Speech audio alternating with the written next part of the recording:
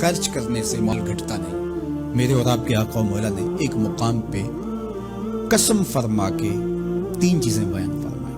اس میں سے ایک چیز حضور نے یہ ارشاد فرمائی کہ جو شخص معاف کر دیتا ہے میں اللہ کی قسم اٹھاتا ہوں کہ اس کی عزت کم نہیں ہوگی۔ دوسری بات یہ ارشاد فرمائی کہ جو مانگنے لگ جاتا ہے، سوال کا دروازہ کھول دیتا ہے، اللہ اس کے لیے محتاجی کا دروازہ کھول دیتا ہے۔ حالات سخت بھی ہوں، اگر قابل برداشت ہوں تو ان کو برداشت کرنا چاہیے تاکہ سوال کی عادت نہ پڑے۔ انسان مخمصے کی حالت میں ہو، مجبور ہو جائے تو وہ ایک الگ بات ہے، مخمصے کی حالت میں سوال جائز ہو جاتا ہے، لیکن اگر حالت مخمصے کی نہ ہو تو پھر سوال نہیں کرنا۔ تھوڑی سی مشکل آئی اور اناج بٹتے ہوئے دیکھا تو خود بھی سوالی بن کے جا کے کھڑے ہو گئے، جبکہ ہمارے گھر کے اندر اتنا کچھ موجود تھا کہ ہم گزر کر سکتے تھے، لیکن مفت کا مال ہے لہٰذا کوئی حرج نہیں ہے، تو پھر آہستہ آہستہ انسان اس کا عادی بن جاتا ہے۔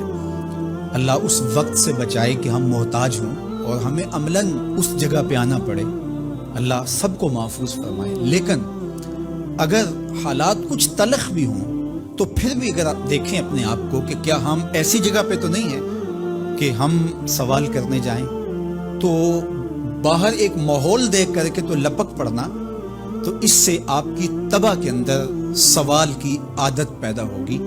تو اس لیے جو مانگنا شروع کر دیتا ہے پھر اس کے لیے محتاجی کا دروازہ بند نہیں ہوتا، الا یہ کہ کوئی سخت مجبور ہو جائے تو شریعت اس کو اس کی اجازت دیتی ہے۔ تیسری بات میرے اور آپ کے آقا و مولا نے جو قسم کر کے کہی، ما نقص مال عبد من صدقہ، کہ صدقے سے بندے کا مال کم نہیں ہوتا۔ آپ کا اکاؤنٹنٹ کہتا ہے کہ اگر اتنے پیسے اتنوں سے نکال دیے گئے تو باقی اتنے بچیں گے، کیلکولیٹر کا حساب بھی یہی ہے، لیکن میرے محبوب فرماتے ہیں کہ میں ضمانت دیتا ہوں کہ صدقے سے مال کم نہیں ہوتا، تو اس لیے تم راہ خدا میں خرچ کرو گے تو میرا رب کہہ رہا ہے خیر لانفس، یہ تمہارے لیے بہتر ہے۔ تمہیں لگتا ہے کہ اتنے کم ہو جائیں گے، لیکن ایسا نہیں ہے۔ تمہارا مال صدقے سے گھٹتا نہیں ہے، صدقے سے تمہارا مال بڑھتا ہے، اور اللہ تعالیٰ جل شانہ ایک کا 10 گنا عطا کرتا ہے، 70 گنا عطا کرتا ہے، 700 گنا عطا کرتا ہے۔ فرمایا اللہ چاہے تو اس سے بھی زیادہ عطا کر دے، اور پھر فرمایا ان تقرضوا اللہ قرضا حسنا یضاعفہ لکم، اگر تم اللہ کی راہ میں قرض حسنہ دو تو وہ دگنا کر کے دے گا۔ اچھا، یہ کیسا اللہ کا انداز بیان ہے کہ خود مال دے کے خود کہہ رہا ہے مجھے قرضہ دو، اور پھر خود کہتا ہے میں دگنا دوں گا۔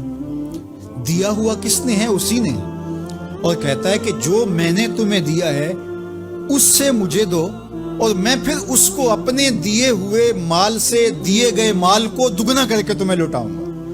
اللہ اکبر، اور پھر فرمایا وَيَغْفِرْ لَكُمْ، اور تمہیں بخش بھی دوں گا۔ وَاللَّهُ شَكُورٌ حَلِيمٌ، وہ شکر گزار بھی ہے اور حلم والا بھی ہے۔ اللہ اکبر، وہ بردبار بھی ہے، وہ تمہارا شکر گزار بھی ہوگا، تمہیں دگنا کر کے بھی دے گا، تمہاری مغفرت بھی کر دے گا، اور تمہارے مال میں کمی بھی نہیں آنے دے گا، اور یہ بہتر بھی تمہارے لیے ہوگا۔ یہ تمہاری آزمائش تھی، تمہارا مال تمہیں دے کر تم سے مانگا، اور جس کے لیے مانگا اس کو اللہ ڈائریکٹ بھی تو دے سکتا تھا، لیکن کہا کہ اس کی آزمائش ہے کہ اس کو غربت کی بھٹی میں ڈالا گیا۔ تمہاری آزمائش یہ ہے، تمہیں فراوانی دی گئی۔